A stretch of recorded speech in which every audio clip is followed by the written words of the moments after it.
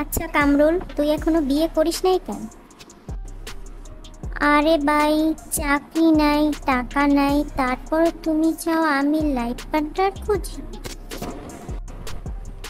হা হা হা। চাকরি থাকলেও বিয়ের পর মনে হইবে চাকরিই ভালো ছিল। হি হি হি। তুই তো 3 মাস হলো বিয়ে করছিস, এখনই আফসোস? আফসোস না ভাই, অভিজ্ঞতা। প্রথম 1 সপ্তাহ মনে হয়েছে আমি রাজা, এখন মনে হয় আমি হাউসমেট। হা হা হা। আমার এক চাচা বিয়ের পর এতটাই চুপসে গেছে, এখন শব্দ করেও হাঁটেন। আমি তো এখন ঘরের পাখার শব্দ শুনে বুঝি বউ রেগে আছে নাকি না।